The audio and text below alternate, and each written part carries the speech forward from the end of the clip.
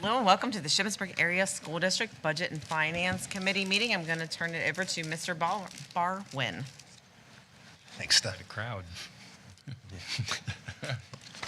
My friends.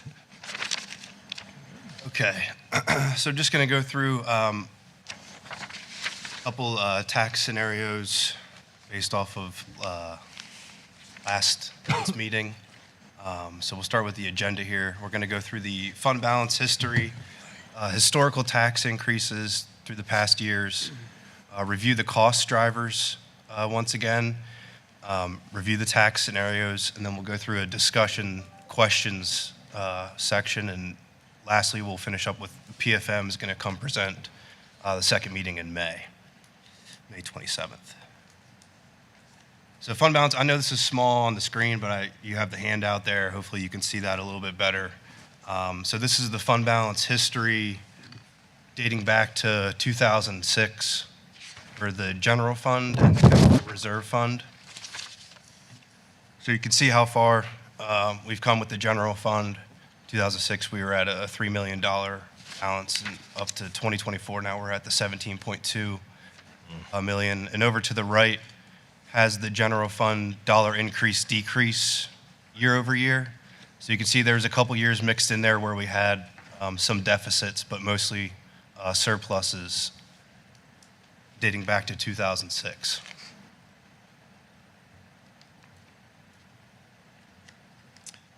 Can I ask a question? Sure. Is it, I mean, to me, it looks good to have that continue to grow every year. At some point, does that become not good? I think it's always good to have that in the savings as long as you have something to assign it to on the expense side, which I'll show you the fund balance there later, the fund balance sheet that we've been looking at. The only column that we have in unassigned, it was about 2.3 million. So that's the amount that has no expenditures tied to it currently out of the 17 million. But the other 15 million or so have future expenditures tied to it. Excuse me, correct. The future expenditure, that money's not obligated, is it? Some of it is, most of it is not. You can always reassign it. If it's in the assigned column, it can be reassigned, correct? So it's not obligated. Correct, right. Year to year, you do obligate it for future expenditures, but you can Move it. reassign it, yes, year over year. But it was assigned for a reason. Correct. Yeah, I understand that. The one just seems like it's immobile, and the other one seems like we got $3 million. That's what we got. And there is expenditures that we've approved, that the board has approved this past year that are coming out of fund balance. Like the James Byrd roof that's going to be done this summer for 1.4 million, that's coming out of fund balance. There's some other minor capital projects. I think the fire alarm at Nancy Grayson, that's going to be updated. That's coming out of being pulled out of fund balance. The $3 million or the other part, the assigned part. It's being pulled out of the assigned. So they're in the fund balance sheet. There's an assigned. Let's see if I have the slide here. Jump ahead real quick. I'm sorry. Oh, you're okay. So there's, on this slide, it's not in your packet, but there's a future debt repay, future capital projects line towards the bottom there. Middle bottom. Yeah. Like 4.8 million. So there's some expenditures that are pulled out. It's in the assigned, but so like the Byrd roof is coming out of there. The Grayson fire alarm. There's some other minor expenditures that we did through maintenance that are coming out. That's coming out of there too. Yeah, I believe we might have another roof on the horizon, Nancy Grayson's roof too. Just reminding you that those have been kind of the allocations of those future capital projects because we didn't put it into a capital project. The line. $3 million you said we have on the side, that we don't, 2.3 million. Yeah, is in the unassigned column. we don't touch that. That just stays there, correct? It's not being touched right now. It's not assigned to anything. The state allows you to have up to 8% of your total budget in that column. So most people have close to that 8%.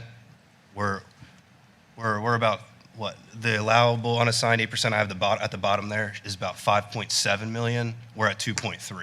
Okay. So we could put a little bit more into that, that side of the fence. Double that if we wanted to. I don't mean to stay on this because I know we jumped ahead, but which of these, we talked about putting money into, like planning in our budget to put money toward one of these. Which one was that? Could you repeat it? We talked about putting, assigning money in our budget, I think, toward one of these. Which one was that? Capital? Is that right? The $200,000 you set aside. Move things, we're putting $200,000 into it in this. Oh, yes, yes. Okay. Like to the capital projects? Yeah.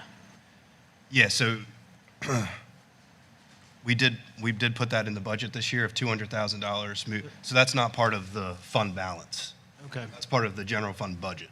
Gotcha. Thank you.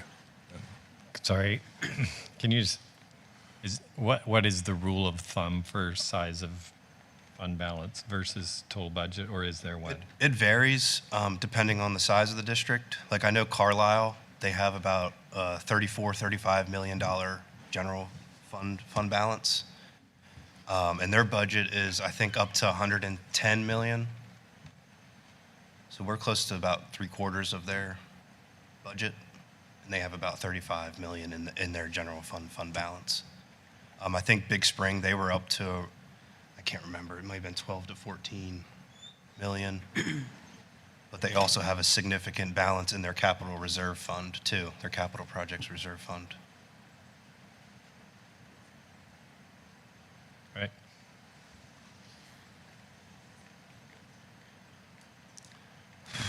Back to here.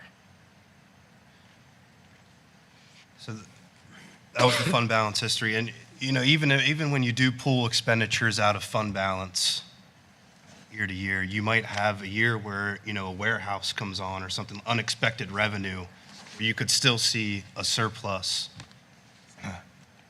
in revenue. And that's why the general fund balance could keep growing, just because unexpected revenue would come, even though you're still pulling from fund balance. So we would reallocate it back into fund balance.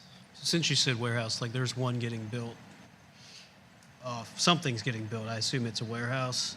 Yeah. Close to my house. It's a third one, fourth one maybe. I don't know. They keep popping up. But when, like, that was the one-time thing or whatever you said. When, like, how do you, what year would that fall into? What year? Yeah.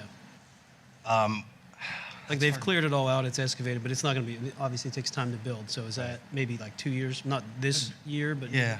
I don't know. When was the one, because the one from, you see the big jump from 21 to 22, where it was 11 million to 15 million in general fund balance? That was the year we had a huge jump in real estate transfer tax, so I'm guessing that's when Okay. That was the 2 warehouses. 2 warehouses came on then. I don't know when those were built or how soon. If you guys remember back, was it 2021, 22? Yeah, Earlier than that? The one at 24, 29 got built, and the other one's 24. Yeah. Gotcha.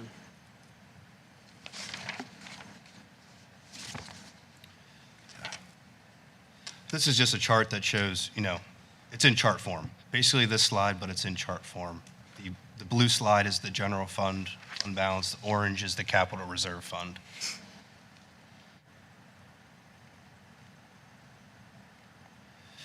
So there's a lot on this slide here. This is the tax increases or no increases that we've had since dating back to 07, 08. So just moving left to right, it has the year and then the actual rate for Cumberland and Franklin, the allowable Act 1 index rate for that year. And then the notes section says, you know, whether we went to the index or if we went a portion to the index or if we did no tax increase. The next slide over, or the next column over shows the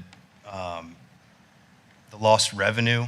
So if we didn't go to the index, how much revenue we didn't gain by doing that.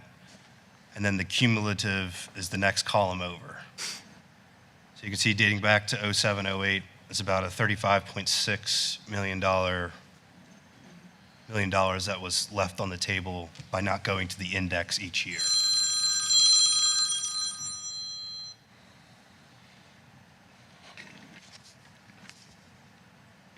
Any questions on that one? Okay, so expense drivers for 25, 26. So this is like expense drivers that are out of the norm. So not like your normal personnel salary or benefit or increase or anything like that, but this is out of the norm.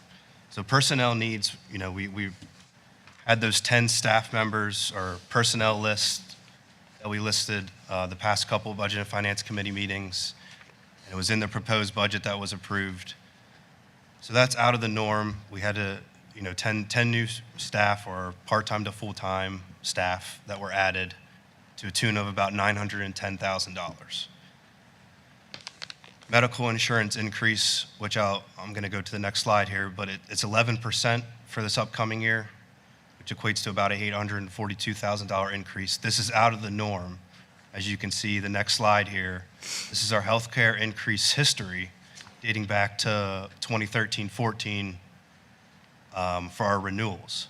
So you can see on average, the bottom there has the average. We were averaging about 5.28% increase year over year. Well, last year, or the current year that we're living, the 24-25 year, we had a 15.4% increase. And this year we're having an 11% increase. It's all due to, medical surgeries, all that, the increased cost with that. The healthcare sector had, grant money like us given to them by the government. That's now gone as well. So they're living that as well. So you can see it's out of the norm, the 15 and 11%. It shouldn't be an every year cost driver that we have to deal with. These past 2 years, or this past year and this year. Does this affect if no matter what contract with the teachers, this we shouldn't go above that amount? The contract would, no matter what happens, we're going to pay that much. If a contract with the teachers, will that increase it? Make it go up? You understand what I'm saying? If the contract, with their medical coverage with their contract, would that cause the insurance to go up, or is per person? No, it's still what they pay. I'd have to. Nicole was here. I think it's 5%. Oh, okay. So as part of the negotiation, Fred, the employee contribution could go up, which would actually be in the favor of the district. If Okay. that were to happen, the teachers maybe not so excited about that, but it would be a negotiation point. Okay. They're seeing a high rate. I'm sure you guys have heard the weight loss drugs. They're Yeah. big right now. Yeah. So that's another driving factor of healthcare. So Cost increases these are the as well. costs from our consortium group. Okay, so this is set by the group insurance that we have. Okay, so based on real costs, correct? So usage goes up and claims go up. Cost from the providers go up, and so that our consortium group who manages it for us comes back and says, this is how much your insurance as a group is going to go up Oh, okay. in order to cover these things. Okay. Yeah. So is it kind of like a perfect storm of a bunch of factors Right, that we're seeing. that's doing it? Yeah. So a part of it is that our use, or Yeah, Claims drive it as Claims well. drive for Yep. sure. So if you get a cancer or something like that, And gonna drive in it up. talking with the consortium folks, it's also about doctors readjusting and their rates. It's also about pharmaceutical companies charging more for drugs. There's been, I think, a seismic shift in pricing, from recent years since coming out of COVID. We've seen increases across the board. and I assume like inflation and all that kind of stuff plays a role here too. Correct. It's a big jump, yeah, like triple. right. Yeah, I mean, 15.4, and now we're dealing with 11, so 25% just the past 2 years now. I'm sure this has a lengthy impact to it trickles down. Not to play politics, but turn on the news, you see hey, there's going to be this executive order from the federal government that says pharmaceuticals are going to be capped at, or drop things by 80%. So that would be a good thing, though, for the district, I would assume, right? But again, we're not going to see any of that tomorrow, so.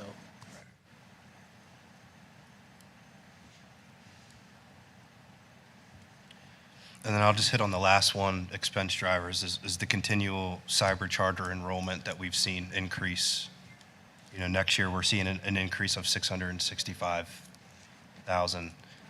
We have 267 students enrolled as of April 2025. 2 months before that, back in February, we had 253. So we saw a spike, jump 14 students in just 2 months this year.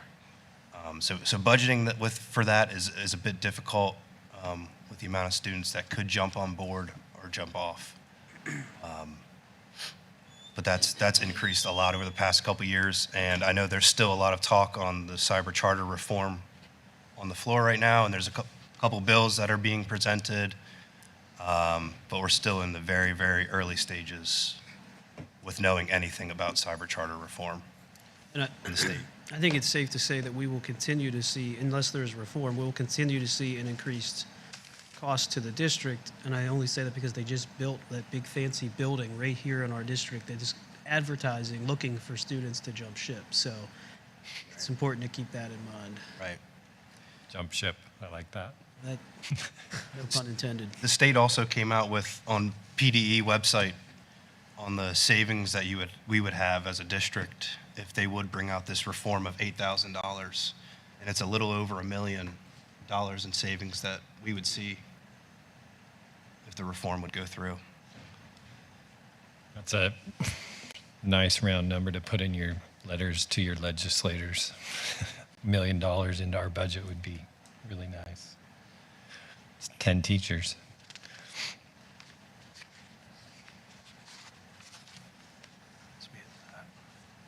So shifting gears, I know last meeting we wanted to discuss the tax implications to the taxpayers and see, you know, the 5.3% and a 4.5% and a 4%. So this is the 5.3%, and I ran this. It generates about 1.85 million in revenue if it goes to the index. And what this does to a Cumberland County taxpayer and what it does to a Franklin County taxpayer. So you can see the median assessed value there for the Cumberland County taxpayer, it's about $11 a month of an increase, where Franklin, it's about $9.78. And it obviously goes up the higher the assessed value of your home is.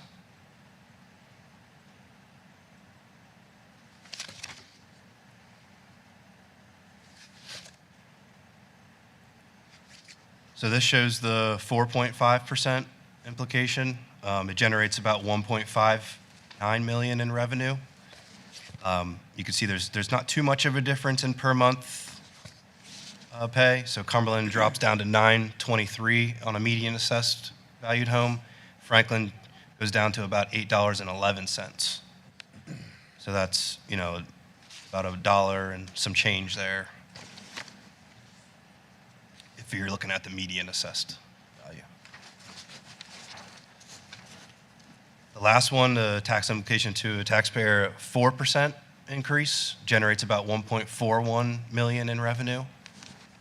You can see Cumberland County for median assessed $8.13, Franklin County $7.07. Again, it goes down about $1 and just a little bit.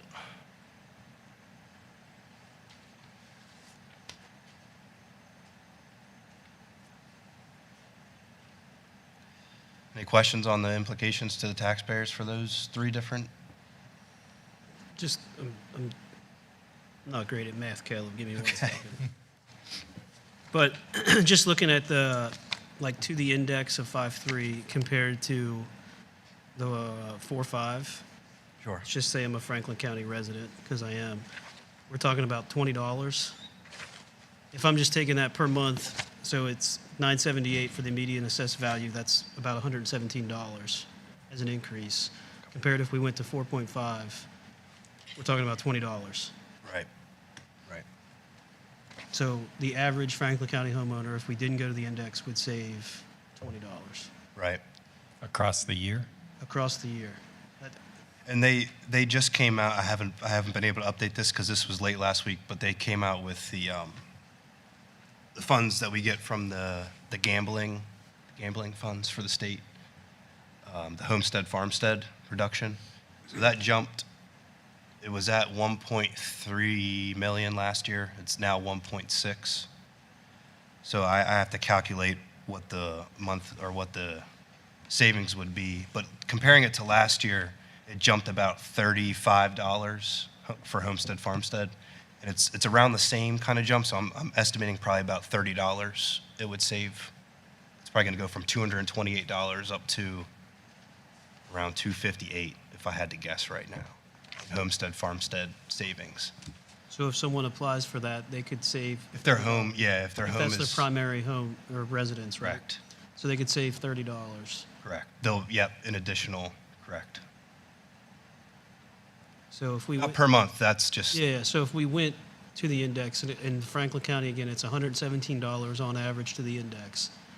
If they have applied for that in the past or do it now, I don't know what the deadlines are, but now you're talking about that 117 taking $30 off that. right. Again, I'm not real good at math, but that's coming out to like probably $7 a month increase. Yeah, and I'll have that updated for the second meeting in May. So I go through the calculation and,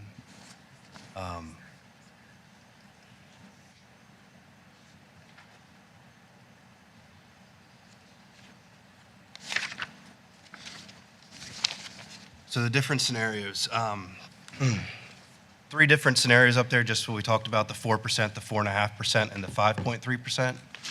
So I adjusted the expenditures and revenue a little bit from the proposed budget on new data I gathered. Obviously, the transportation contracts are set, so I was able to move that transportation number down a little bit just because we're not going to see a hefty increase or any type of real increase. We're just renewing with those contractors that we had previously.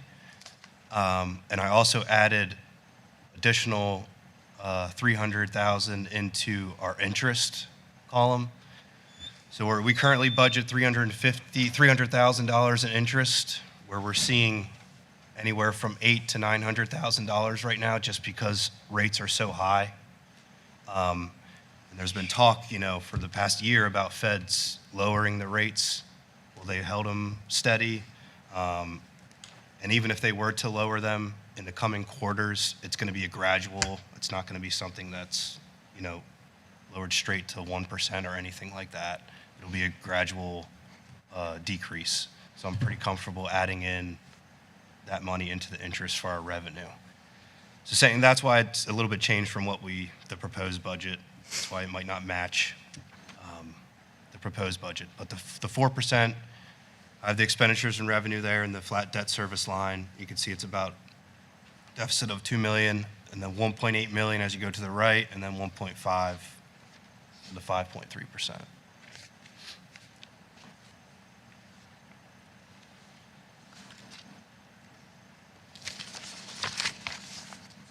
So I appreciated this slide.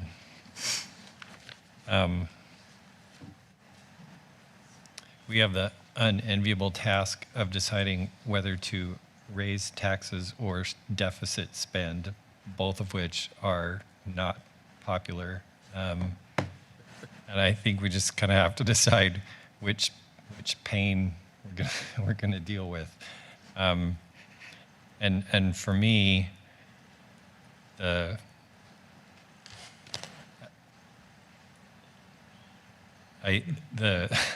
know it's a terrible decision, but for me, the tax increase is a little bit more future looking, where that investment reaps rewards down the line.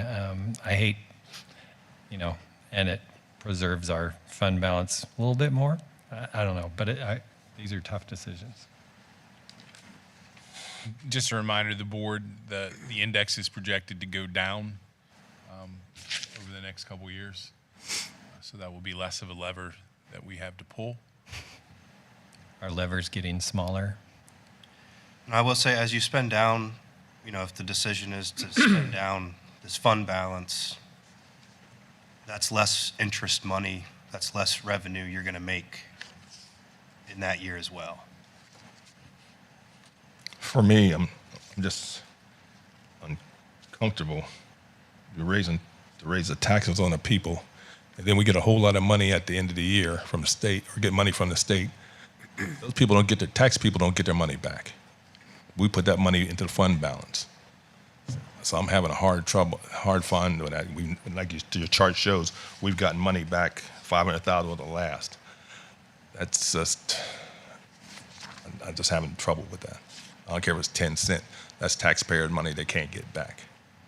It's very backwards how the state doesn't show their cards, makes you decide first, you know. Doesn't make any sense. I agree. And there's a lot of volatility in the end of the year expenses, depending on how things go with real estate transfers and other collections. Again, hard to get a firm number on that. I feel like we've been fairly lucky the last few years, particularly that 1 year with transfers that were unforeseen, but certainly beneficial. What the average, I guess, is about when a large warehouse comes on, do you have an average of what the tax would be? So the transfer tax we got that year in 21, 22, where we saw the big spike, we got about 2.1 million in real estate transfer tax that year. With probably 2 warehouses. Okay. So, we're not used to seeing, we're more in like the $500,000 budget, $800,000 budget for that line item.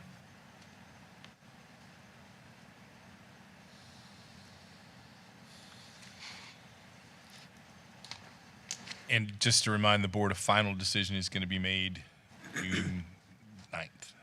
Yep, that's what. So it's beneficial if we talk next May 27th meeting, if we can get a majority on board for one of these scenarios or whatever scenario, because I'll need to have the final budget on for June 9th and be approved that night.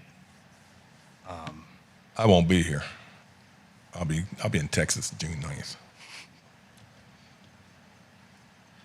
Well, if you're asking sort of for everyone to tell you where they are, I'll tell you where I am. I mean, nobody wants to pay more in taxes, but there is nothing I would rather pay taxes toward than the education of our children. I mean, it's everything.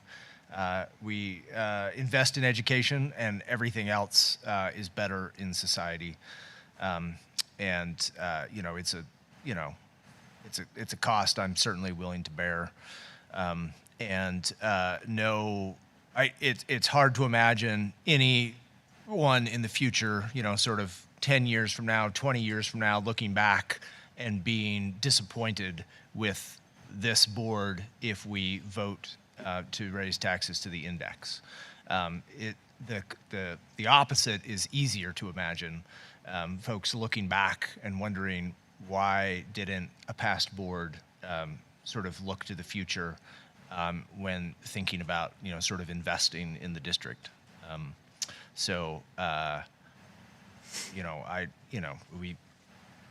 We're running a deficit regardless.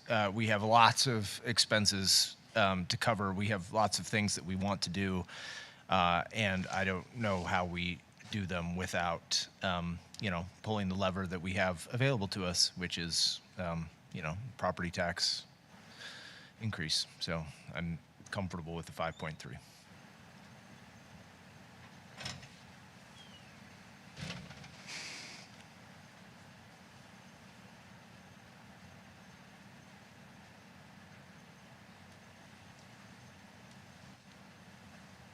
If anyone else wants to share if their perspective has changed from the last board meeting, so that maybe Caleb could better prepare for the next presentation, might be helpful as well. So I'll just I've said this, I feel like I've said this every year since I've been on the board. Kind of the same thing Dr. Goetz said. Nobody likes paying taxes, but I can tolerate paying taxes when I see the direct result of what my tax dollars go to. And I feel like you can do that with local school taxes.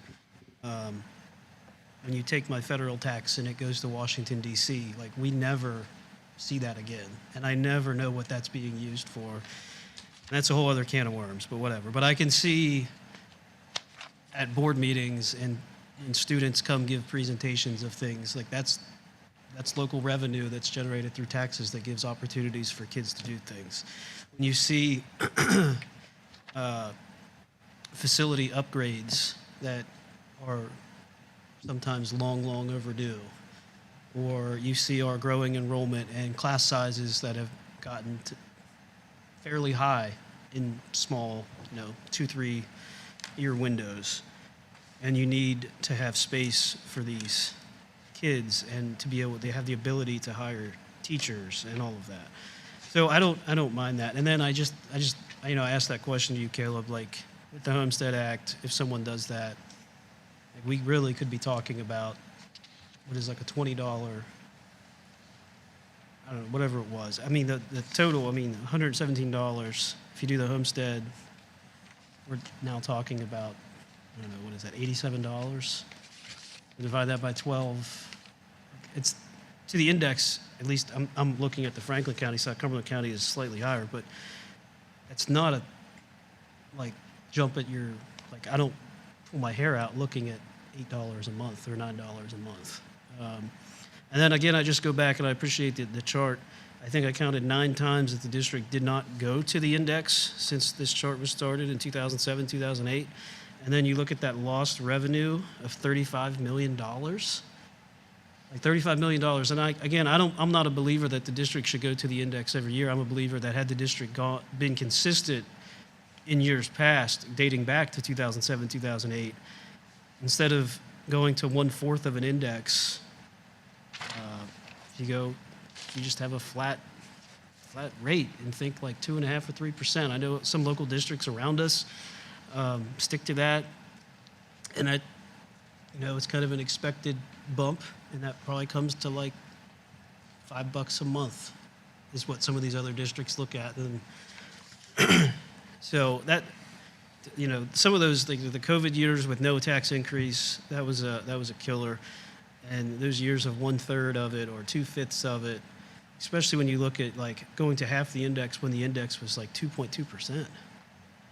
Like you basically generated no revenue, I'm assuming, and like why even do that? Why not just say 0 and make everybody happy and say we didn't raise your taxes? Because we certainly couldn't have generated much money off a 1.1% increase. So I don't love it. I understand the arguments against it. I think the Fred mentioned the state. I think that's a major issue, and there's nothing we can do to change that. That the state doesn't pass their budget until we're forced to pass ours, so we play a guessing game. Cyber charter, till I'm blue in the face, I'll say that I'm adamantly against cyber charters and the way that it's funded. I think it's wrong. I don't think it's fair to anybody.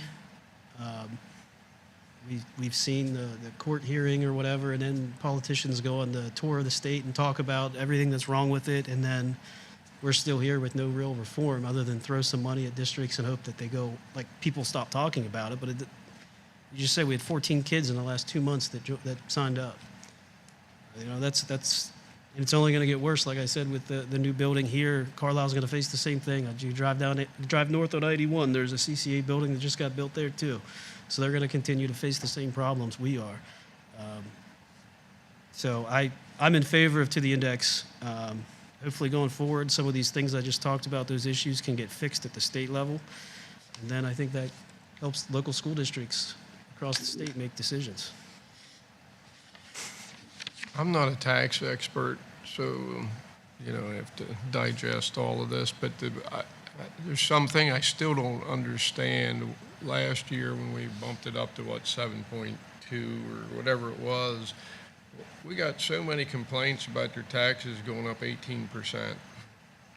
How does that, I don't understand how that figures. Does anybody know or can answer for them? I mean, we got a bunch of emails and people out in the public were like, my taxes went up 18% after that. I don't understand how it goes 7 point whatever here. I mean, yeah, they could have added on, they could have done this, they could have done it, but I don't think that was the case. I don't understand the translation until it gets to the people. It doesn't make sense, and I would say Mr. Barwin's going to tell us that's the magic of being in two different counties. So, you know, when we talk a couple dollars, that ended up being, I mean, you're pushing 20%. That's a lot of money last year. That's almost 3 times what we approved. You know, so unless somebody can explain better to me, I don't understand how that works. I know Franklin's side really jumped. Their millage rate went from 100 some to 118. That's, you know, it has to do some with that STEB, that equalization formula, and you know, I haven't wrapped my head around fully of how that is configured, how that board puts those percentages out there. So that's just food for thought. You know, we talk about a couple dollars, but boy, it didn't seem like it ended up that way last year. Which was that Cumberland or Franklin? You know, I'm not even sure. Do you know, we tried. It was Franklin. Even asked the courthouse, how do they get to that? And it's hard to understand. So just for context, and I certainly don't understand it, and I can't explain it, and I've never met anyone who can, but I think maybe it was my second or third year, we raised taxes, and they went down for Franklin County residents. So I don't know how that works. You raise taxes, and for one county it goes up, and the other county it goes down. So it's nonsensical. This actually looked like it made more sense, right? Because it's like it seemed like it was fair for both, or equitable across counties. But in my experience, it's gone both ways. Like one county will luck out one year, and then that county will not luck out the next year, and it just sort of balances. Okay. So. Thanks. And for just that reason, that's why I'm at 4%, because both counties are equal. Well, but they were equal on all of them. I mean, Not last year. Last year, no, but Franklin. this year I'm saying.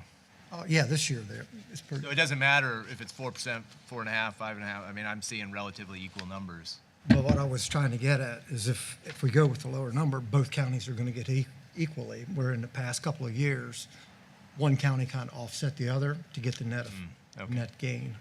So this is 1 year that we can be down a little bit. That's just my Gotcha. point of view. Gotcha.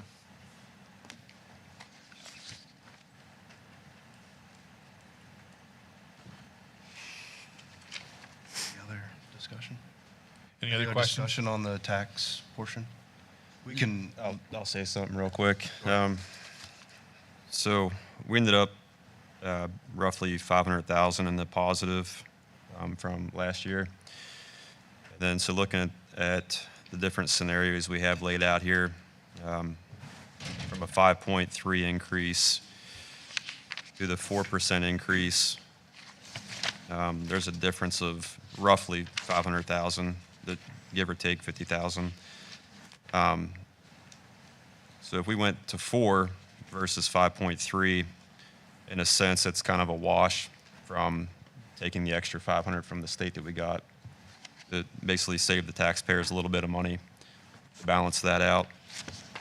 And another thought, if you go from the median assessed value in Cumberland County at 5.3, it's $11 a month versus 4% is $8.13 a month. It's $34.44 for that year for that individual taxpayer. I mean, we do work on donations as well. If anybody is inclined to do so, they could always send that extra money and make a note to what they wanted to donate it toward, in all seriousness.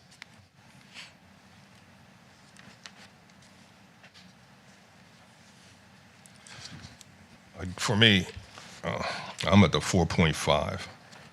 That's just getting money back from the state. We never know. Well, we do get money. I just have a problem. When I got on the board, the fund balance was 12 million. That was 2020. Now it's 17 million. I can't see putting money continuously in the fund from taxpayers. So I mean, I agree. We got to pay taxes. I'm looking at this chart and crying because I'm past the medium income. You've seen my house, so I know I'm going to pay. But the point is that taxes are a necessity. We found that out for the years past. We didn't have a tax, but 4.5, it gives the people some break, and also it makes us be able to a sustainable position.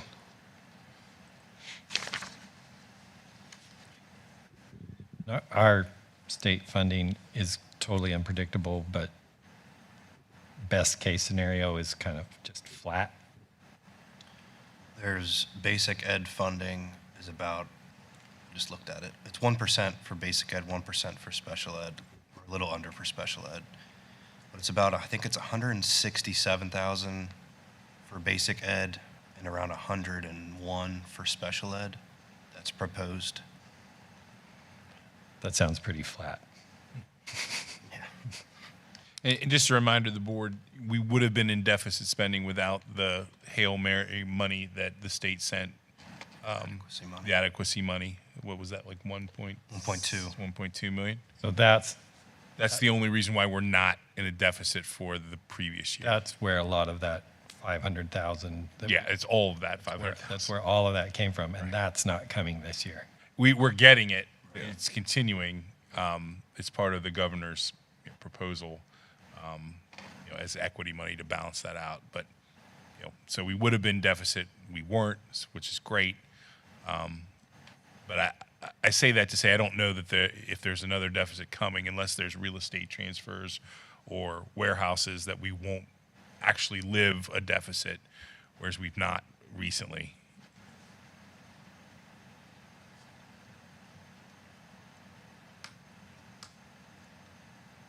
Any other discussion or questions? Okay, well, I'll bring it back up for May 27th meeting if we could, try and get a majority on board with one of the scenarios so I could have it ready for the June 9th meeting to vote on. That'd be great. I had one more thing before we end here. PFM is coming to present May 27th as well. So this is part of if you remember back, and this was before, pre-me, but right before I got here, September, I think PFM came and spoke to you guys regarding the additional borrowing that would need to happen to finish up the high school, middle school project. And also if the board would want to have some seed money or, for elementaries or anything like that. So that time is now to finish up this high school, middle school project. That borrowing the process needs to start now. So it's on for discussion tonight. Just the portion of PFM will help us with the borrow and represent. So I just wanted to make you guys aware that's approaching. Can you, I hate to ask, but that's another borrow. So we have money out there to borrow. Yes, so it was planned, I guess when you first started the project, that there was going to be, it's a small borrowing. Yeah. It's probably going to be somewhere 3 million, 4 million compared to the 10 million that you've been borrowing year over year for these projects. Yeah. So this is the last portion of it to pay off the rest of the high school, middle school project that's ongoing. What we're doing, they're ongoing. Okay. Correct. Thank you.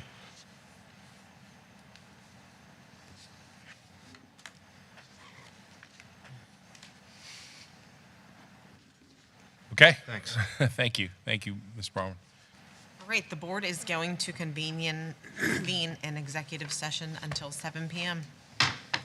15 minutes. Got that much time?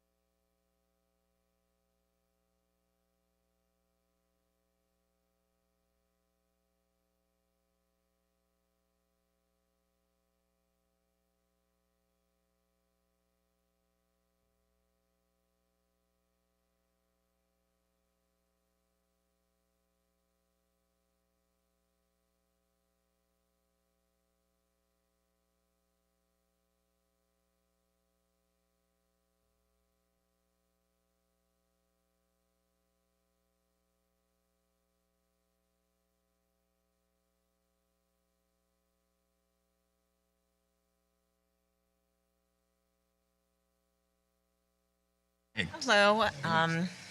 We are back. Sorry for the delay, and I'm going to turn it over to Mr. August for the Committee of the Whole. Thank you very much. We have several items to go through. The first one, I'd like to invite our high school principal and our foreign exchange students to come forward. I can see they're excited about that opportunity.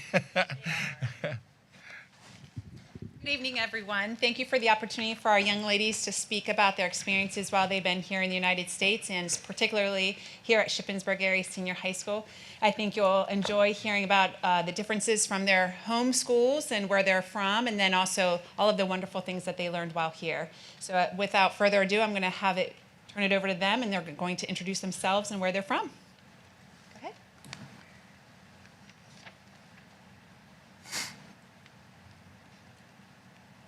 Hi, I'm Lisa. I'm from Germany. I'm 17 years old and I live in Berlin. I have 3 brothers, and here I have 3 sisters, or like 2 sisters, and 1 brother. Malia's one of my host sisters. She's doing an exchange in Germany right now, and Sam will do an exchange in Germany next year. Sports I did here, I did soccer in the fall, and I did track where I did jav. And then at home I did swimming. My favorite memories from my exchange so far has been the Tennessee trip in the beginning of the year, football games, soccer season in general, and prom.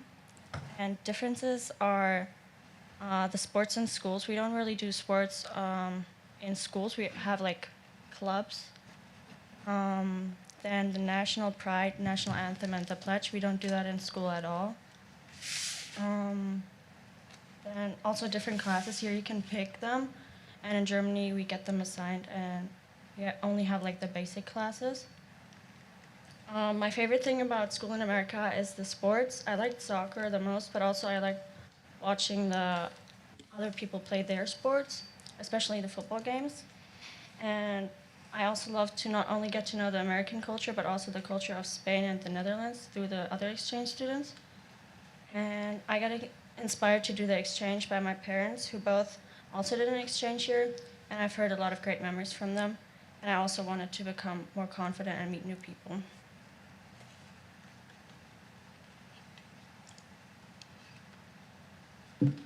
Hello, I'm Lottie Schiffer. I'm 16 years old and I'm from Hamburg, Germany. That's the red spot in the map there. In Germany, I live with my older sister and my parents, and I swam for 7 years and I played soccer. In the US, I live with my host sister, my host brother, and my host parents, and I did soccer and I did track, and I was a sprinter. My favorite memories are the beach weekend with my host family in the beginning of the year, the New York trip with other exchange students from Pennsylvania, the football games, and prom. And how's America different from my home country? It's definitely the sports. We don't really have school sports, and so we don't really have school spirit or something like that. And the transportation, we use a lot of like public transportation, and here I feel like you can't really go anywhere without a car. And we also don't have like school buses. Like we have buses, but we have to go to like a bus station, and here they pick you up from your home, and that's cool. And the teacher-student relationship, I feel like here it's more like a friendship, and in Germany you like look up to them, and it's more like strict.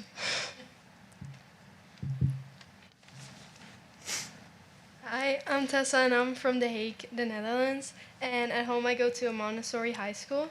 And in the US I did soccer and track. I did long distance. Together with my host family, I visited several states including New York, Tennessee, Kentucky, Georgia, Florida, the New England states, South Carolina, and soon I will go to the Bahamas.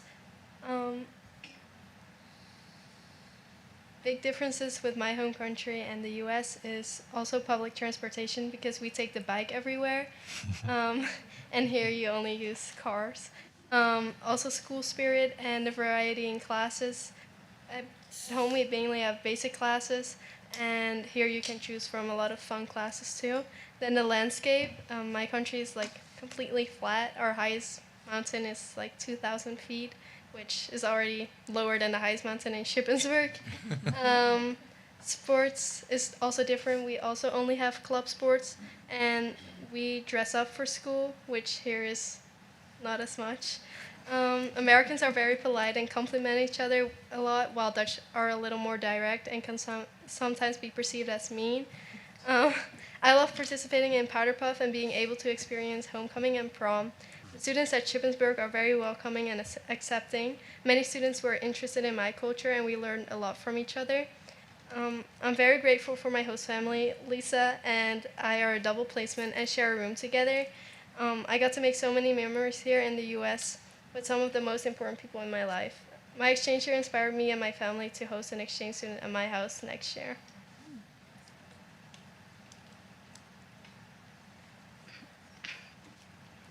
Well, hi, I'm Chloe, and I'm from Barcelona, a big city in Spain. In Barcelona, I live with my younger brother, my older sister, and my two parents. And here in the U.S., I live with my host parent and my host sister.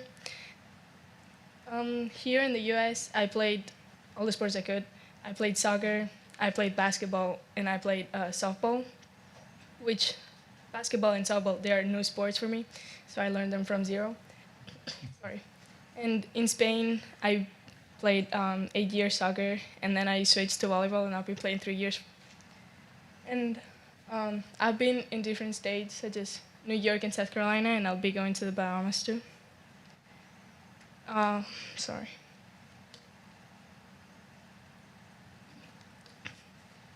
So difference, they already said a lot of differences, and the transportation is, I think it's the most difference between our countries.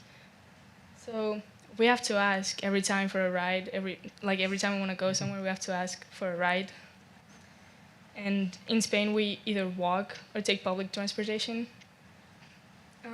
Here, so I guess we could say that for us, it's a mix, the way we dress up for school. Like, we're not like the Dutch people, because like they dress up for school. And we're not like the Americans, they wear a lot of sweatpants. So we, like, sometimes some people would wear sweatpants, some people would dress up. It depends on how they feel that day. My favorite part of being an exchange student was to experience different things, like Powder Puff, homecoming, and prom. I enjoyed watching football and the spirit that the community brings. I love being able to try new sports, because it's a thing that I cannot do in Spain, so I really enjoyed it. I loved our soccer season, basically because I stopped playing soccer, and getting back to the sports brought me a lot of memories, and meeting new friends and new people has been like a really good experience. And things, well, I don't know. Well, thank you to all the people who has been able to let us be here this year, and I don't know, thank you. Thank you.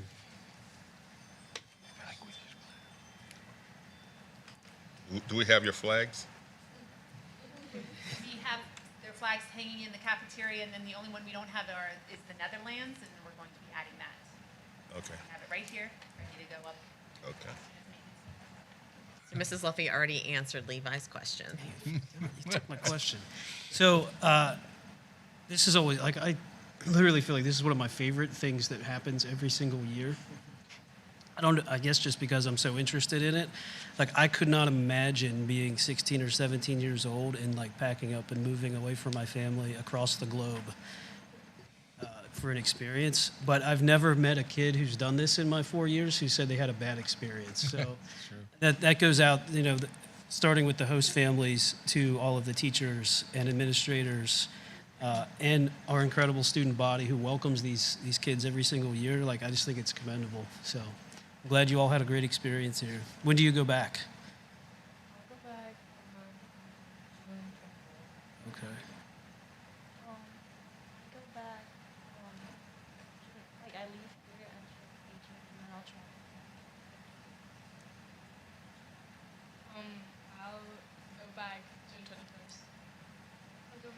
26.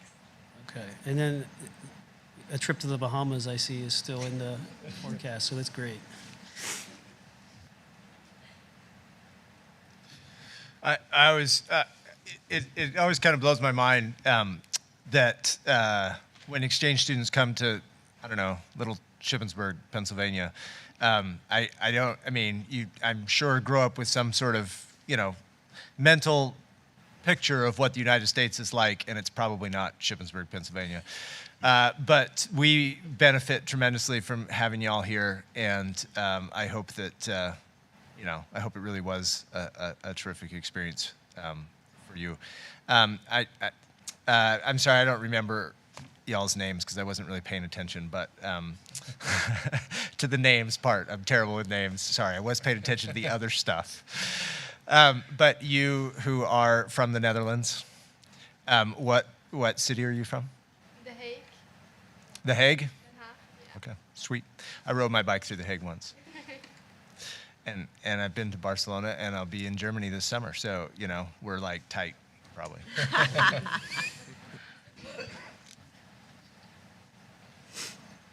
Who's better at soccer, America or your country? You had to go there. Sure? Okay. What about women's soccer?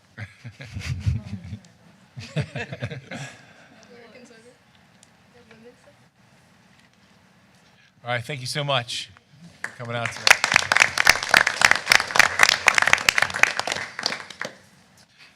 Next up, we have our money. representation from the foundation. Mrs. Fink.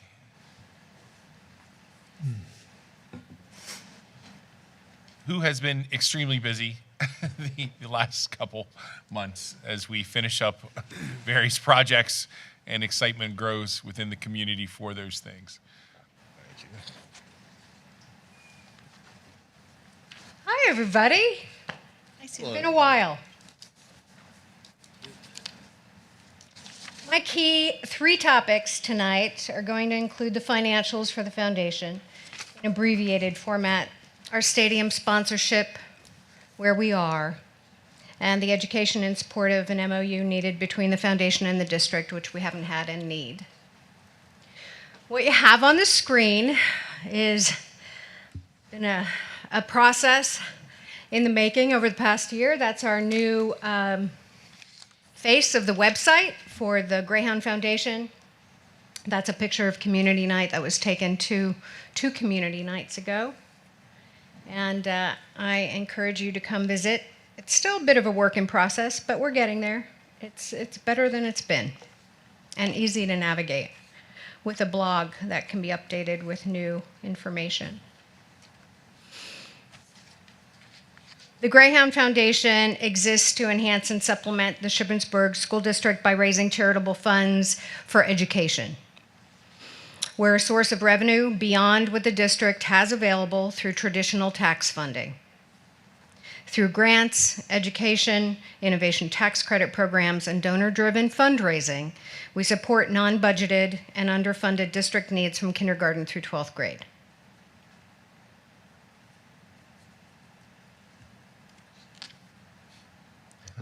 We can move forward. I mentioned those.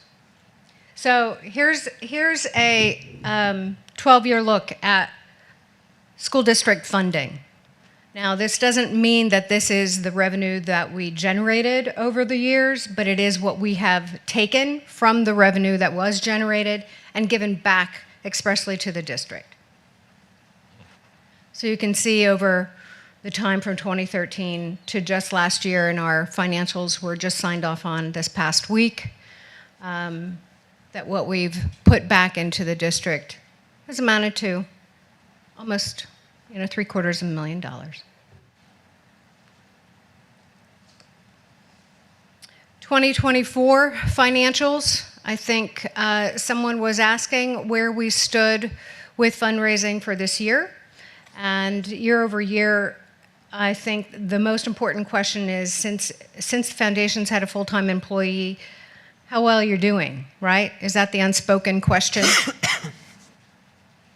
Well, it is. I mean, let's just call it for what it is. So, since I came on board in 2023 in May, which was 2 years ago, we've gone through a year and a half of actually audited financials.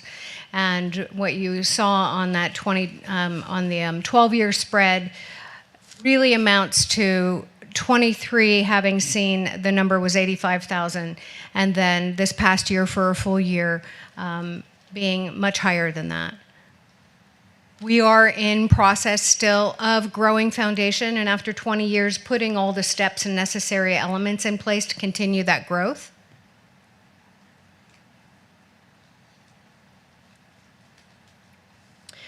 Expenses for the foundation are, as you see on the screen.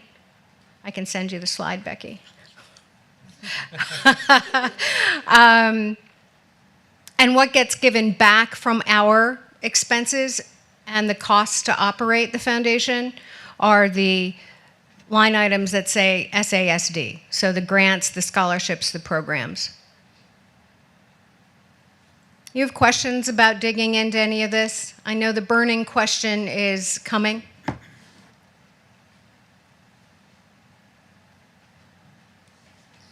I'm going to leave that until the very end. We can share a little bit more about the next golf event, but this is a very good example of the golf tournament in now its 8th year, for the first 6 having raised under $10,000 a year over year. And then you add some architecture around that and put in some people who are spending the time. It's a really nice example because this event has really been part and parcel to the only fundraising that the foundation has done in a large format. And so we've been able to quadruple the revenue from that in the past 2 years. So we went to 30,000 2 years ago to 40,000 last year. And we have a $50,000 a year goal this year. So I'll just leave that where that is. The second question on one of those original slides was, where are we? What's happening with stadium fundraising?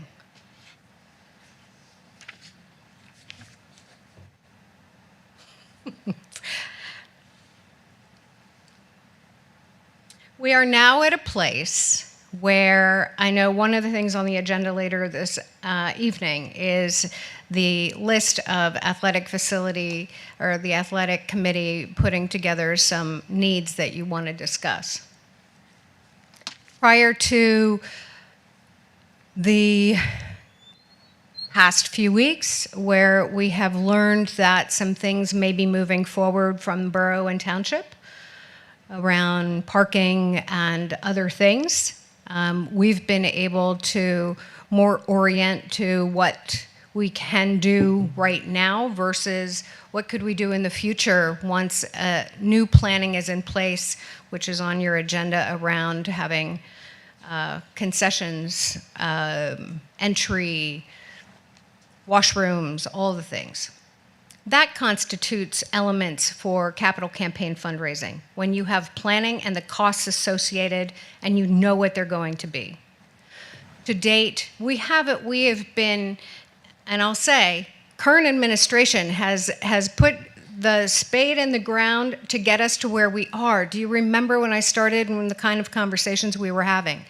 And look at what you have outside to be proud of. I am thrilled that we're at this place. So to get that ball rolling, to bring money in, and we do have some commitments that we can't yet discuss because contracts aren't signed, but via sponsorship for the stadium. And sponsorship constitutes the big ticket items: the press box, the naming of the field, the scoreboard signage, new things for potential concession, the field.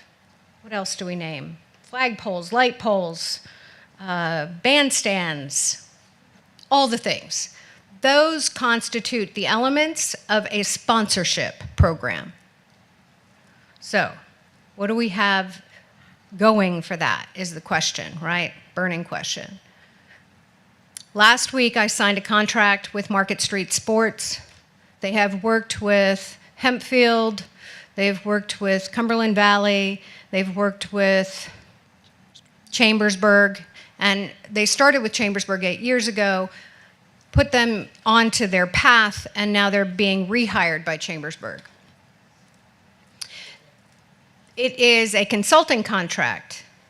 And what that consulting contract via their expertise will do is they will walk through all of our facilities and monetize the district with an appropriate amount of money that they know the market will bear, or what they have expertise in showcasing for us. So that means the cost of certain levels of sponsorships they'll walk through, and then they'll discuss that, and we'll be able to put better planning in place rather than guess. And what we've done in the past around some of the work here is make some nice educated guesses.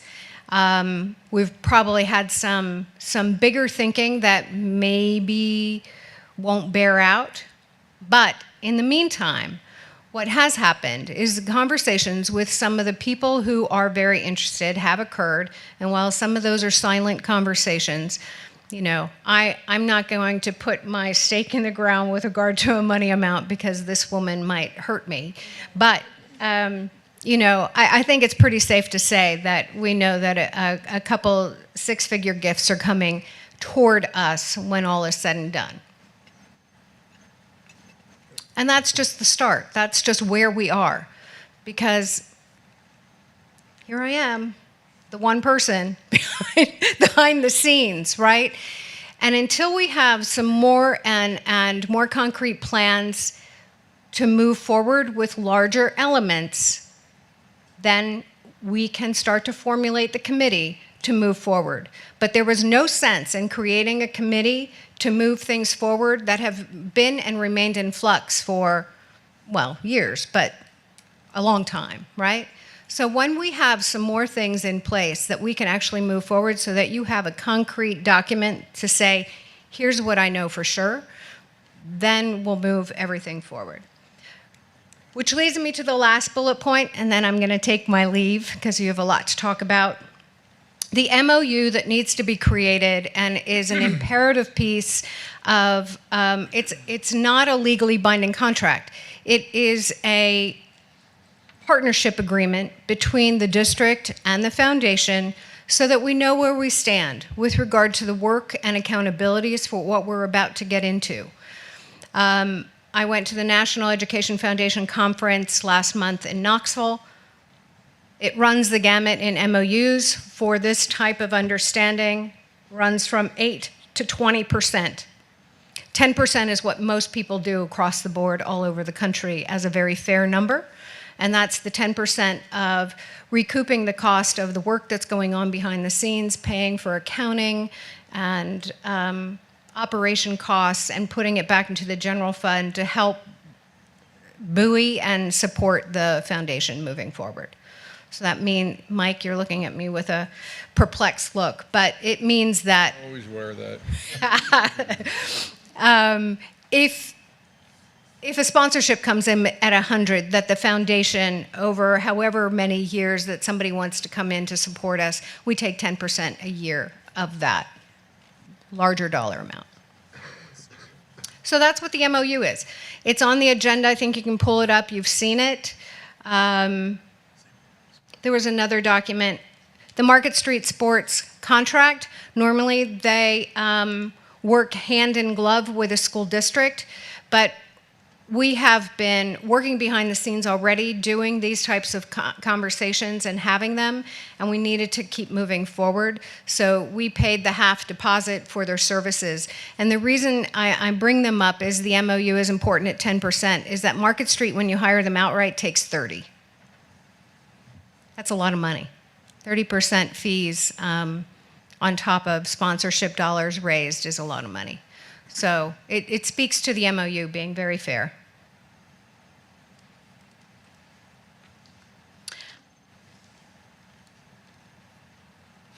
Sunshine Act demands in Pennsylvania that you as a board agree and vote and make available for comment to the public this type of agreement for an MOU between the district and the foundation. So ultimately, I leave it in your hands. Do we have questions? I know you're on short timelines. Do not, but we'd like to thank you for your hard work. Yes, Thanks, Kirk. that's true. I echo that sentiment. I know you're working hard in the background. I appreciate it. Thanks, Fred. That means a lot coming from you. No money though, but Yeah. Just thanks again to everyone on the Greyhound Foundation. It's giving of your time, similar, like you guys really aren't, not everyone is paid. Sometimes it's volunteer and putting it out there. I know the golf tournament is a huge undertaking, but you guys just keep making it better and better every year. And we really appreciate your Yeah. efforts, and we see you and we appreciate it. There's a lot more we could be doing, of course, right? But there is only one employee. So hopefully we'll get to a place where we at least have a second at some point soon, and it could get more chugging along a little more quickly. But you know, I think we're doing great, actually. And I'm your toughest critic. So, yeah, I'm pretty proud. Thanks. And I would just echo those, Monica, the entire board, so many hours behind the scenes, just greatly appreciate it. I try to say that every time we meet. You guys are awesome. Thank you. Thanks, guys. Thank you. Mrs. DeLong, policy. Yeah, so I don't want to steal Mike's thunder, but yeah, we Stealing the met thing. this past week in the policy committee, and we have two policies to bring forward for you to have a look at this week. The first one is policy 005, which is about committee structure. So after you voted on March 24th to change the committee structure to what we're experiencing right now, we had to update the policy. So this is just making the policy whole with what we're currently doing. And we also attached to the bottom of the policy the actual narrative of the committee structure so that it's user-friendly. I know that was definitely something that was brought forth by the board that, when this board is gone, the next board around will still understand what the committee structure was meant to look like. And then the second policy is a brand new policy for the school district. So it's policy 815.1, which is a generative AI policy. So you all know that artificial intelligence is growing and changing exponentially every single day, and so it's time for the school district to adopt a policy that speaks to responsible and appropriate use of generative AI in the school district. So we worked as a team to go through various drafts of policies, AI policies.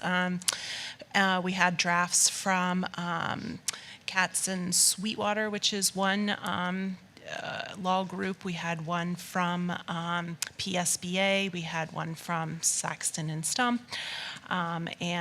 So a team of us at the district level took the policies, the draft policies, exemplars, I would say, pulled some of the best things out of each one, and drafted a policy that you see before you tonight, which is policy 815.1. One of the important things to point out is that the policy commits the district to training students and staff about appropriate use of generative AI. And so I think it's important for us to commit ourselves to that and to look at what does it look like for students and staff to be using AI in school. And so it also talks a lot about protecting students on the internet and making sure that they understand how to use it reasonably and safely. Is there anything else I should add from the I committee? had a question regarding 000. So I'm not seeing any changes that are stricken. So can you identify what beyond the changes? I know at the bottom where it states that the negotiations policy, facilities, transportation, athletics, and how they should serve for a term of 1 year. But I was under the understanding that the majority of those are committee of the whole, and some of those such as facilities, would continue to meet currently bi-monthly. I believe there was some conversation that after construction was done, the facilities would But these come are under. still mostly committee of the whole meetings versus being assigned, because I don't know that the president would want to assign individuals to a committee when we meet as a collective. So in the conversations that we had, I think we talked about that people would still be assigned to a committee because if there was work assigned to that committee, they could be assigned work by the president. And so it does say that in where is it? The board committees this is the language that we changed here. So what's in bold and then also the language in the 2 paragraphs below. So board committees may be created, charged, and assign a task to be completed by a fixed termination date, which may be extended by the president. Members of the committee shall serve until the committee is discharged. So that was that idea that, so we still have to have a policy committee, for example, and, we will have work that we still have to complete, and then we bring things to the board as a whole. Same with the negotiations committee.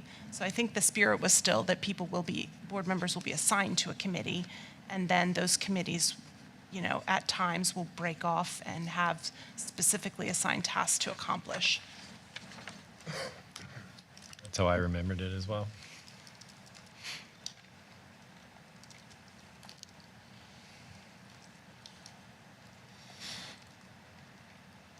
Leslie had picked up that hat like her many other 13 or 14 that she wears and has done a seamless job for us. Thank you for that. Of course. Any other questions on those?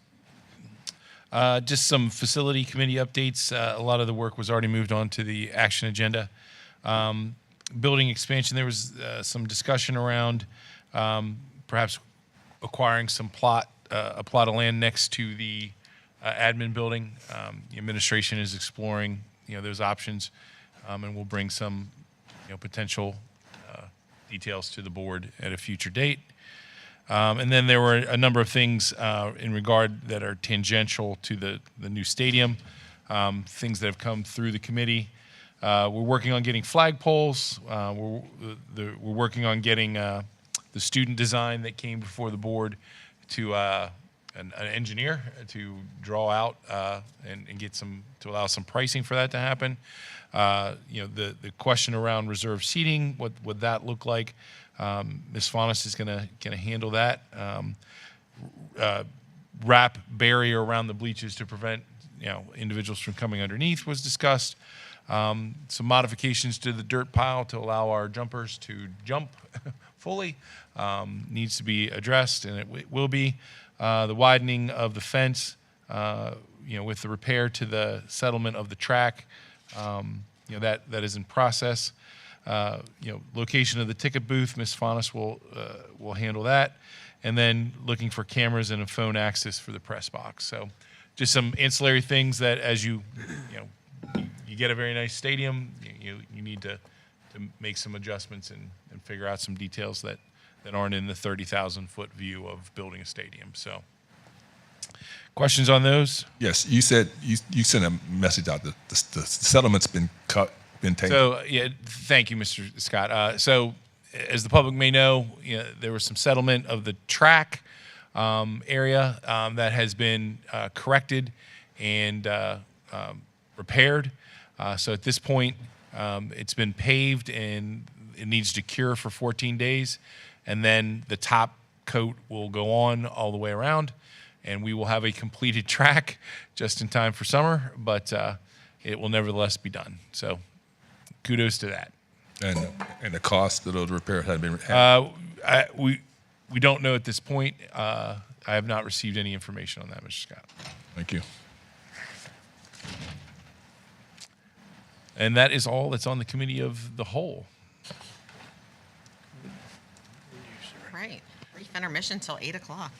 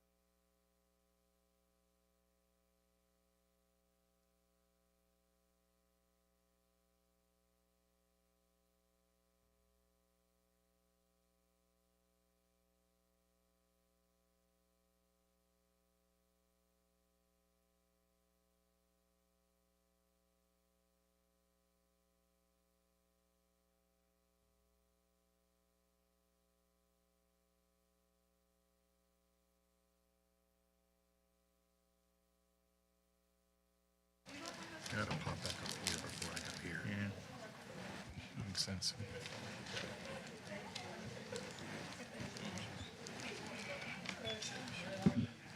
All righty, are we ready? Steal my pen.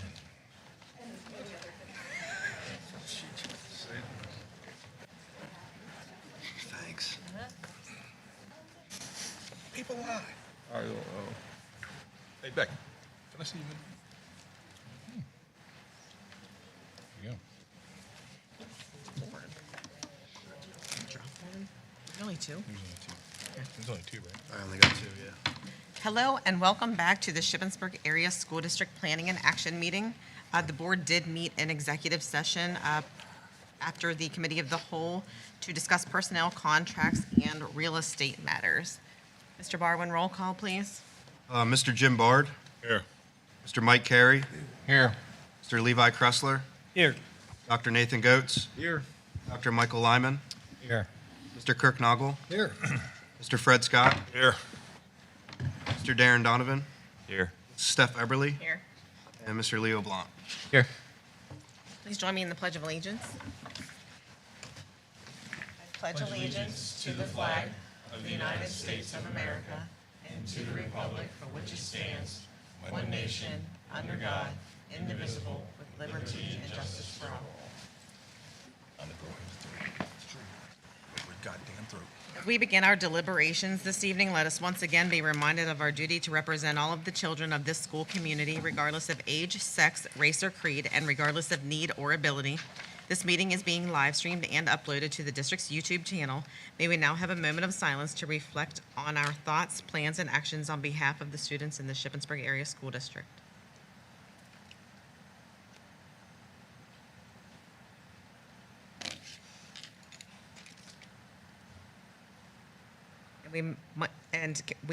May we also have a moment of silence for Mr. Robert H. Bob Smith, graduate of the Shippensburg Area Senior High School.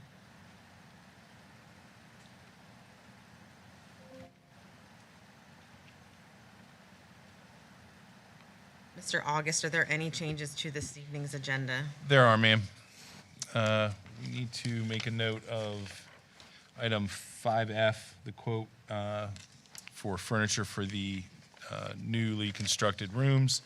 The old quote was $158,327.25.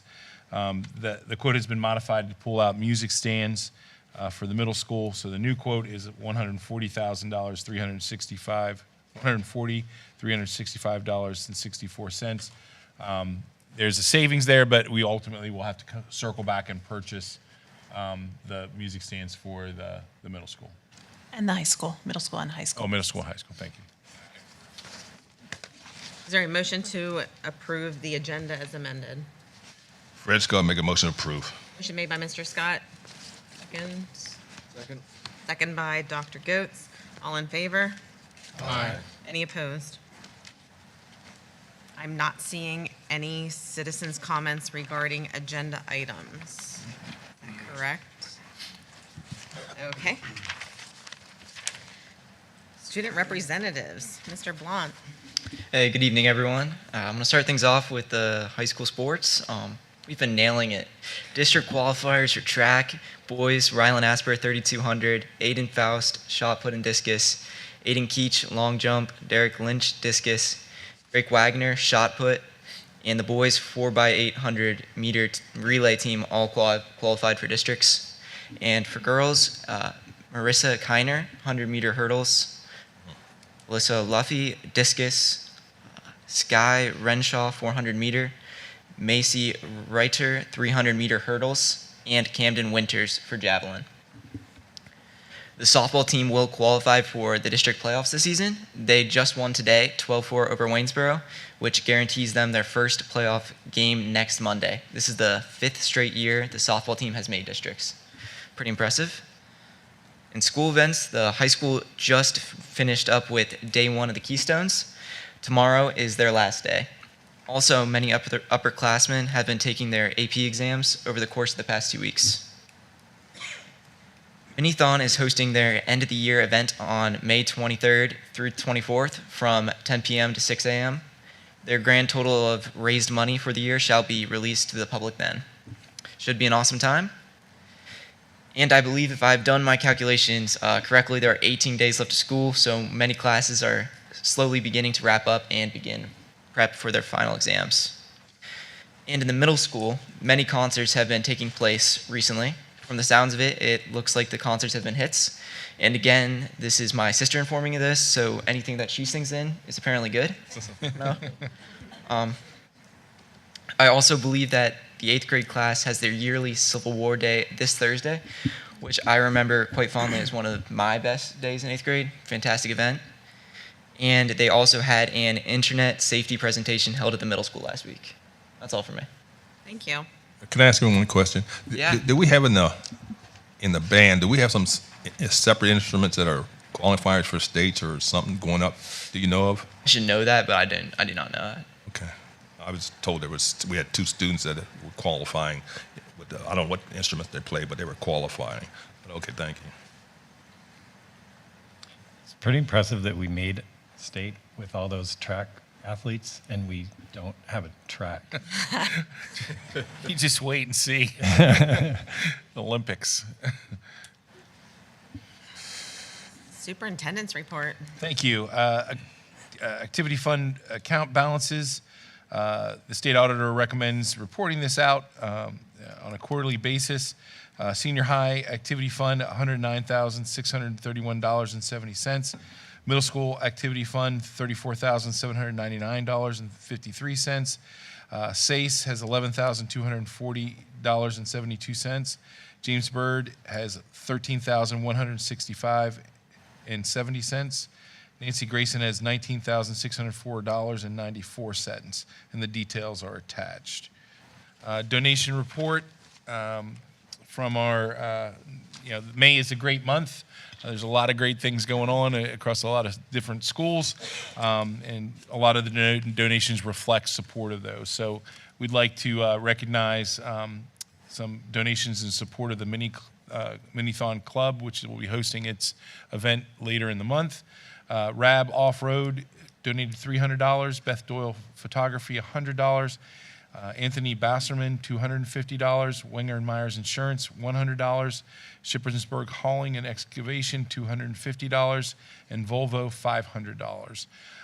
The following are for the Best Day Ever event held at Shippensburg, which truly is an event that lives up to its name.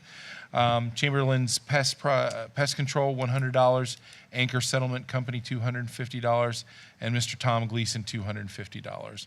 And then we had a donation to our drama club, quite substantial one from Mr. Robert Wennick of $1,000. Enrollment report, just want to note that we shifted this around just a little bit to have it be building, to have accurate numbers in the buildings.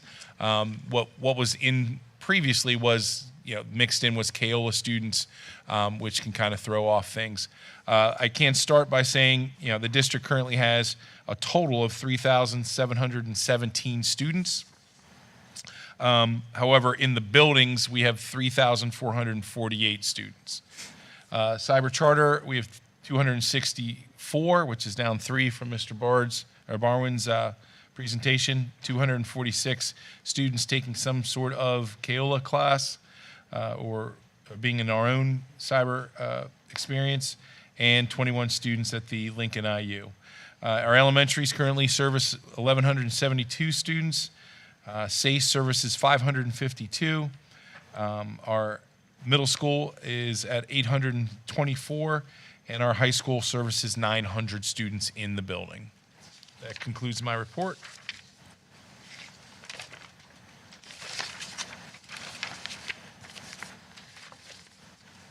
Item 4A on the consent agenda is the approval of the minutes from the April 28th board meeting, and those are attached.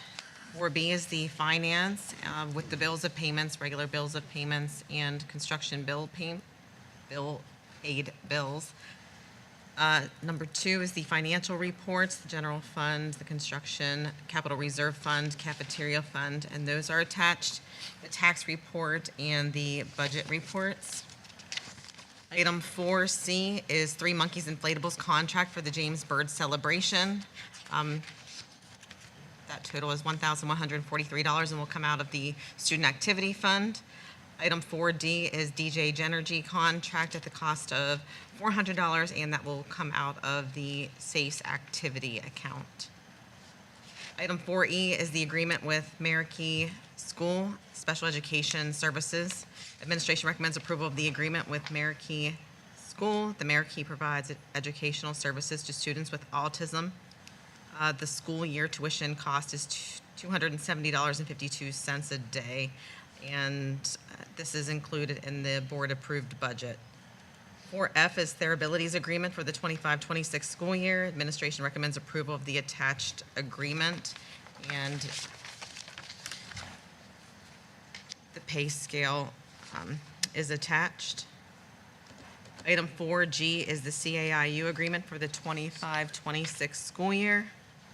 As outlined in each student's IEP, the Capital Area Intermediate Unit provides programs and services for students in the Shippensburg Area School District, and that proposal is attached. 4H is the NJROTC agreement with Chambersburg Area School District. The administration is recommending approval of the attached agreement with Chambersburg Area School District to permit 5 high school students to participate in the Naval Junior Reserve Officers Training Corps Academy. Cost to attend the program will be approximately $2,100 per student, depending on the total enrollment of the program. 4I is the instructor contract. Administration is recommending approval of the attached contract, which is $5,603, and will be paid out of the technology budget. Item 4J, we have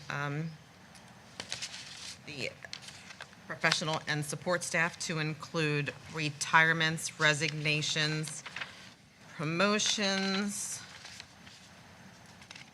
new hires, and substitutes. Is there a motion to approve items 4A through 4J? So moved. Motion made by Mr. Donovan. Second. Second by Dr. Goetz. Discussion? I got two things. Do we know if we have any more students to join the, ROTC. yes? I don't at this point, but I will follow up with our counseling department to see how many students we have lined up for that. Perfect. The second thing is I just noticed the retirement on there of Daryl Barnhart. Like, what a wealth of knowledge. I sat in a safety meeting with him one time, and we weren't in the auditorium, but he was able to tell me where every light switch was in the auditorium. It was simply amazing. I don't know how many years he was here. It was a long time, though. So there's a lot of knowledge that goes, but I wish him well in his retirement. Any further comments or discussion? All in favor? Aye. Any opposed? 4K, we have personnel administration. We have administrative staff, human resource director employment agreement approval. The superintendent recommends approval of the employment agreement for Nicole Weber, human resource director of the Shippensburg of the district, for a term of 5 years beginning on July 1st, 2025 through June 30th of 2023, and that agreement is attached. And we have administration recommends approval of the following promotion: Blake Fritz, principal at the Shippensburg Area High School, at an annual salary of $105,000 a year, effective July 1st. We do roll call, please? We need a motion? Oh, sorry. Yes, we do. Motion to approve? I move to approve. Move to approve by Dr. Goetz. Second. Second. Second by Mr. Donovan. I'd like to make a motion to table this. Sorry. I second that.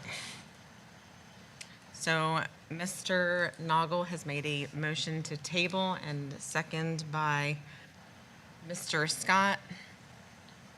Roll call, please.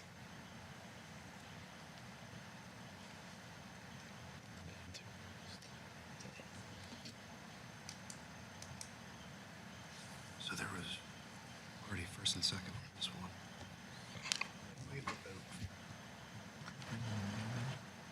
Already first and second. Oh.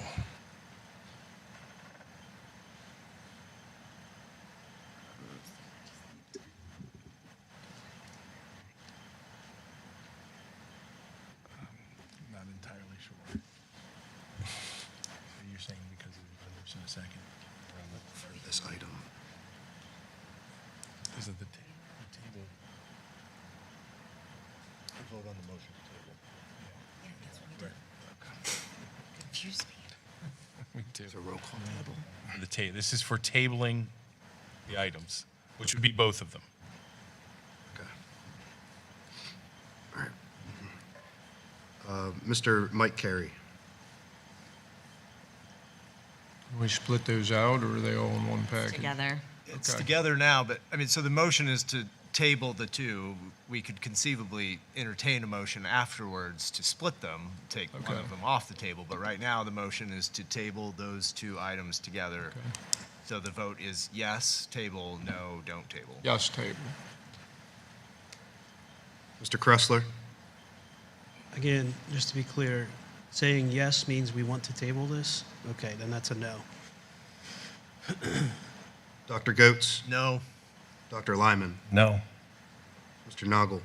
Yes. Mr. Scott. Yes. Mr. Bard. Yes. Mr. Donovan. Yes. And Mrs. Eberly. No. 5 yes, 4 no. Table.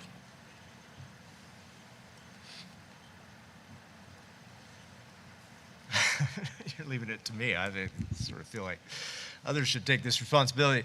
I'll make, so I'd like to make a motion to split these two, to take the first off the table. So that would be item 4, what are we on, J? 4K? 4K1. 4K1 to take that off the table.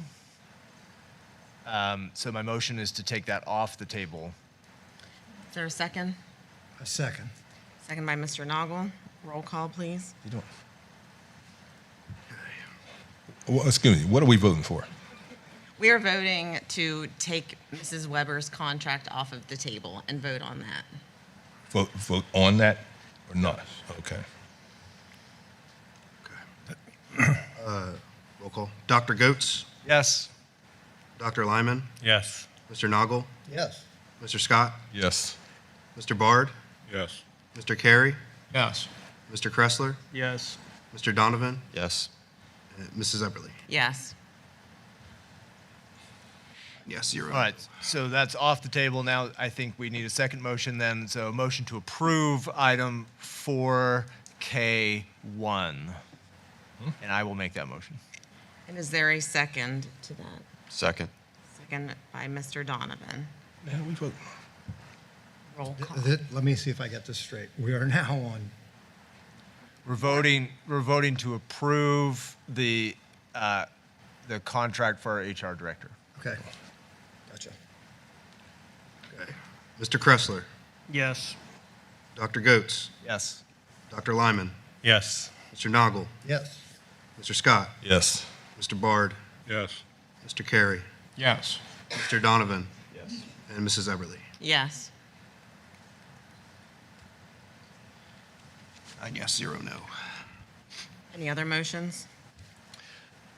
I'm going to also make a motion to take the second item off the table and to vote on that. So that would be item 4K2 I want to To table rem- that. to remove that from the table. I want a motion to table that. We already went through that, and now he's made a motion to take it off of Put the it back on table. Okay. So is there a second to Dr. Goetz's motion to take item 4K2 off of the table? Second. Second by Mr. Kressler. Roll call. Mr. Kressler. Again, just to be clear, we're taking this off of the table, so we are eligible to vote, correct? Yes. Dr. Goetz. Yes. Dr. Lyman. Yes. Mr. Noggle. No. Mr. Scott. No. Mr. Bard. No. Mr. Carey. No. Mr. Donovan. No. And Mrs. Eberly. Yes. 5 no, 4 yes.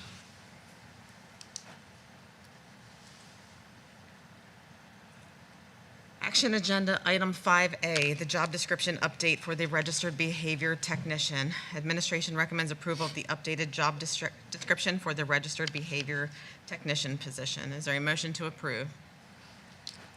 Fred Scott, make a motion to approve. Motion made by Mr. Scott, second. Second. Second by Mr. Carey. Discussion? All in favor? Aye. Aye. Any opposed?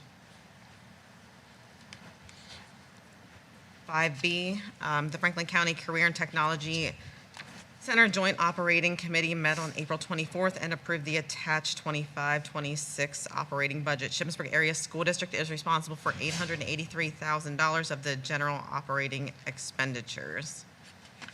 Is there a motion to approve item 5B? Fred Scott, make a motion to approve. Motion made by Mr. Scott, second. Second. Second by Mr. Carey. Discussion? All in favor? Aye. Any opposed? 5C, the contracted pupil transportation proposals. Administration recommends approval of the attached contracted pupil transportation proposals. Is there a motion to approve item 5C? So moved. Motion made by Mr. Donovan, second. Second. Second by Mr. Carey. Discussion? Yes, so the form that was sent out for the contracts for all three of them, you get them all back? Yep. All three back, and they all signed? Well, we have to approve them first, and then they will sign them. But I mean, from their end, not our end, yeah. Okay. All right, I have no problem. All in favor? Aye. Any opposed? 5D, the SSO alert training, the FBI. The Harrisburg office of the FBI is hosting alert shooter response training in June at the Shippensburg University, and they have asked G-Force to provide SSOs to attend and take the training. This system provides first responders database active shooter response training and is considered one of the top response training programs in the country. This is a 2-day course, and certification would be a cost of $1,600 to the district and would be paid using PCCD funds. Is there a motion to approve item 5D? So moved. Motion made by Mr. Donovan, second. Second. Second by Mr. Carey. Discussion? All in favor? Aye. Any opposed? 5E, teacher and staff laptops. Administration recommends reapproval to purchase new computers for secondary teacher support staff and administrators. Sometime in between approval and processing of the payment, the manufacturer changed production plans and discontinued the model that was previously approved at the cost of $178,000, and our vendor indicated the model change was due to tariff concerns, and the new cost to the district is $195,000. Is there a motion to approve item 5E? So moved. Motion made by Mr. Donovan, second. Second, Fred Scott. Second by Mr. Scott. Discussion?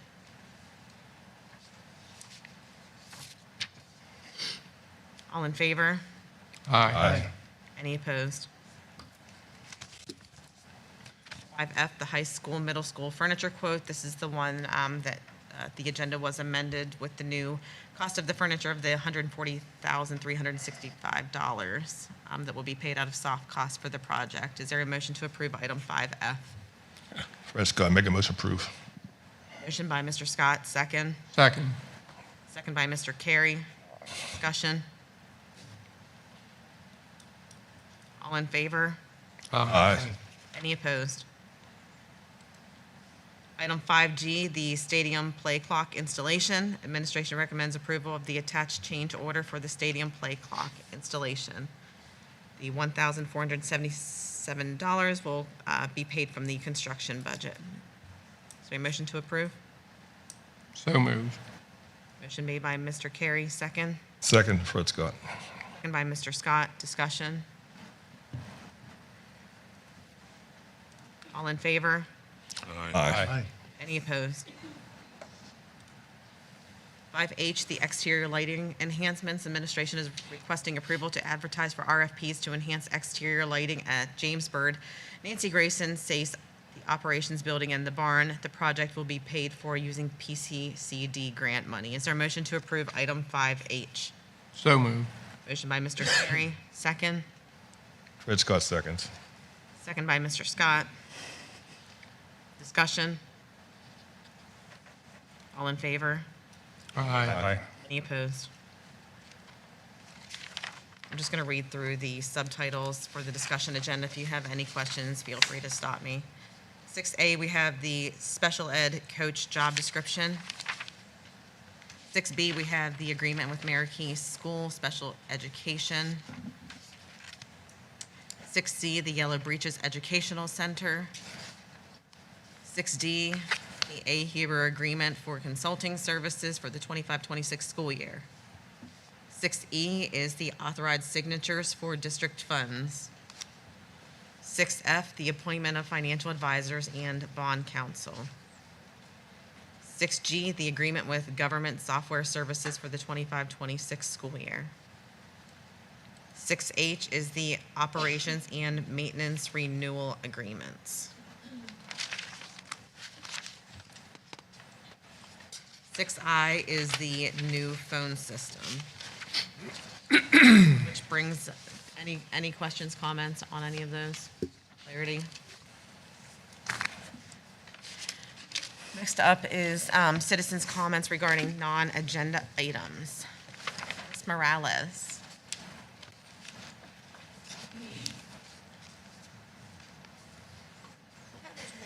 Okay. Let me make it bigger. I'm kind of blind. All right. So, hi and good evening. My name is Ashley Morales, and I reside in the district on 1 Emberley Drive. I'm the mother of 2 children in the district, one at the intermediate school and one at the middle school.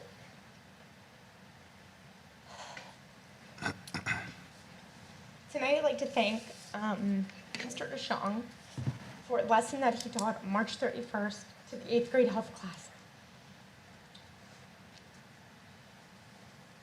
This lesson consisted of 2 parts. Part 1 was for students to write down a list of people that they cared about. My daughter's list was pretty usual, consisted of parents, grandparents, family members. However, her list also had people who impacted her life. Some of these are sitting in this room. After they wrote their list, the second part was they were allowed to get their phones out and call these people. Now, I wasn't able to take her call because I was in a meeting at work, but fortunately she was able to call some people. One of them was my best friend, and while she's not here to share her words, I will share them for her. When you are homesick and you're feeling pretty terrible, your phone rings and you see it's your best friend's daughter, who should be in school. You start to panic and worry, oh no, what's wrong? But you answer the phone to hear her happy voice, asking if you're okay. Your answer is, yeah, honey, I'm fine. She goes on to say that she's in health class and they're doing an experiment about people that they care about. And she just wanted to call and say, I care about you. Well, young lady, you made my day. You mean the world to me and my family, and I love you, sweet girl. God sure does work in mysterious ways, and I am so happy that I was one of the ones that you called. Sometimes I wonder what an impact I've made on these kids' lives that I spend with, and today answers that question. This was the last phone call my daughter had with a person that made an impact on her life, because she passed away on April 4th, the following Friday. This year's been a really hard year for my kid. So to Mr. DeShong, thank you. The timing of this lesson could only be described as divine intervention. But it's a lesson and a day that will live forever in my kid's life. So to anyone listening, thank you. Reach out to those that you care about. It costs nothing other than 5 minutes of your time to send an email, a phone call, or a text message. And to the teachers, we care to hear about those things too. I don't just want to hear about the negative, I want to hear about the positives for my kid. I want to know that you care about them. So again, to Mr. DeShong, thank you. I can never thank you enough.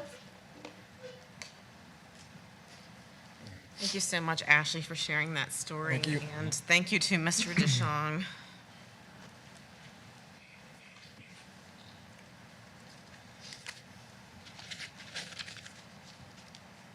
Yeah, yes, Mr. Chesky.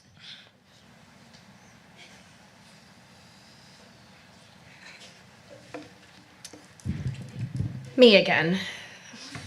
Tricia Macheski, Shippensburg Township, Cumberland County, mother of Brady and Levi. As Leo mentioned in his report, last Monday, FBI agent Lloyd spoke to middle schoolers about some really scary stuff.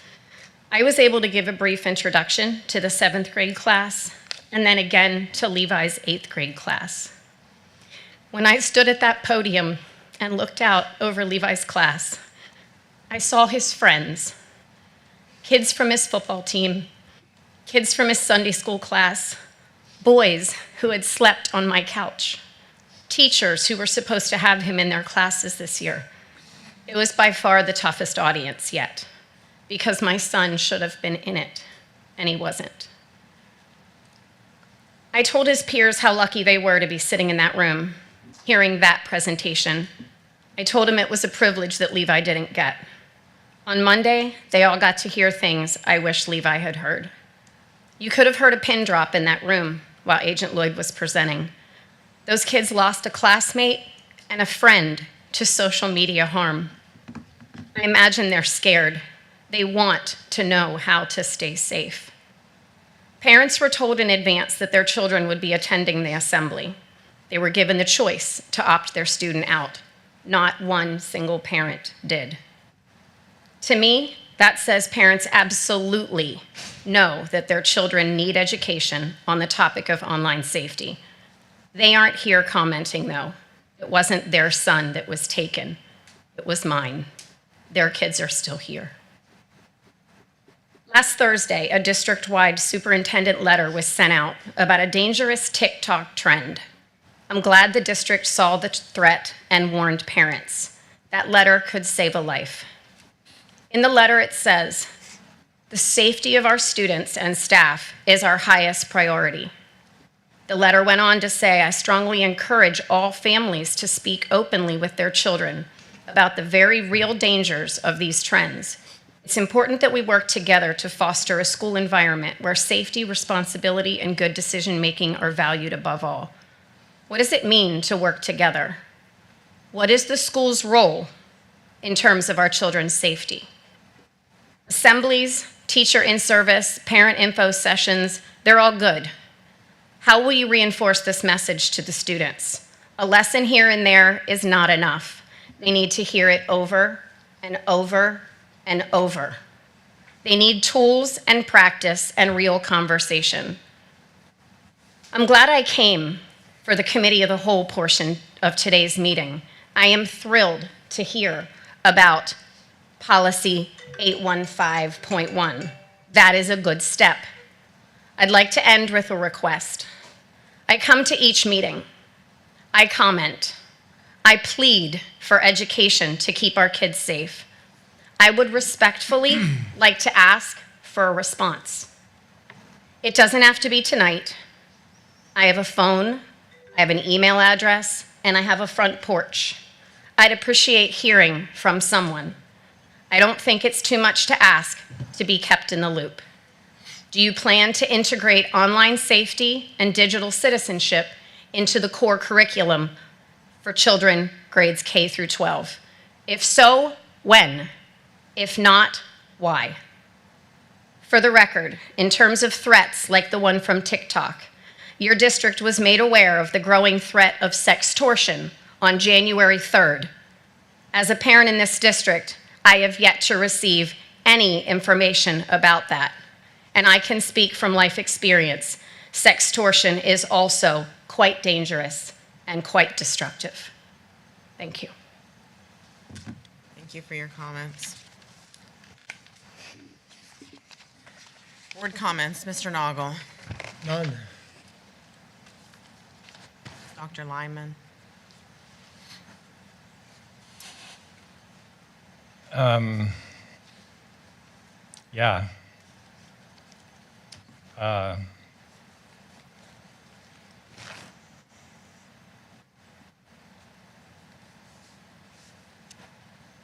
I'm not impressed. And I would like to ensure that those who voted to table Ms. Fritz's hiring, we need some guidance from you as to how the district should proceed at this point. We have procedures and policies that if we follow them, they make us look like a professional and capable board. The committees that worked on the interview process followed those procedures, and we are instead making decisions based on things that occur outside of those procedures. And I find that to be very disappointing and very unprofessional. That's item number one. Item number two. Can I just interrupt real quick and Yeah. suggest that maybe we have an executive session? Because clearly administration needs guidance on how to deal with this issue. It's, just tabling the issue, it looks like the board is saying we don't want a high school principal. And I'm not sure that's the case, so that's my suggestion. You stole my board comment. Do we need a motion or anything for that? We'll just meet in executive session. Can I just make a recommendation? We finish this portion because that would be end of the Yes. meeting. Yep. As soon as we're done with board comment, we will go into executive session, just to be clear. I think I'll save the rest of my comments for later then. Mr. Scott? No, I got nothing right now. Mr. Carey? As usual, I enjoyed the international students, always do. Thanks. Mr. Kressler? One thing that I just talked to Mr. Blount about in between these two meetings, and he didn't know about it. I was shocked. But it looked like today, if you go back and look about a year ago, our school board seems like a minor thing, but it looks like the state legislatures are acting on something. We passed the board resolution in support of the separation of public versus private schools in PIAA playoffs. Just an update on that. I just saw today that House committee advanced that to the full House for a vote, which is as far as that's ever gone in like 40 years or something crazy. So overall, in the giant scheme of things, it's a small thing, but our board did pass that resolution, so I just wanted to pass that update along. Other than that's I guess that's it for right now.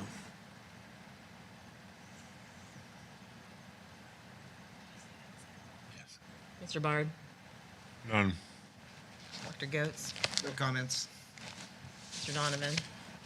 Yeah, I missed the last meeting, but I just wanted to say thank you to all of our firefighters and first responders for their tireless efforts keeping our community members safe with the wildfires recently.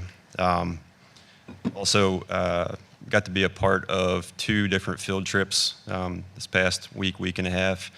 A really cool experience to get to be around the kids, and just want to shout out the university for hosting us on the one, and also Stoner's Dairy Farm in Mercersburg.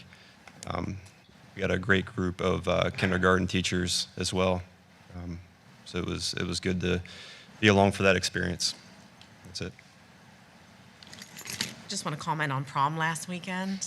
Everyone looked beautiful and stunning and dapper, and it looked like everyone had a blast, but most importantly, everyone was safe, and that makes this mama's heart like super happy.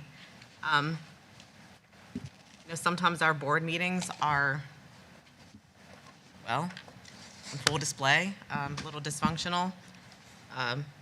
we hear, you know, a lot of times when parents come and step forward, they have a grievance of some sort. But I just want to thank Ashley for sharing her story. And, you know, we are in the business of education and creating caring, empathetic individuals. So I just want to thank you for highlighting, you know, Mr. DeShong, and, you know, I'm sorry about your friend.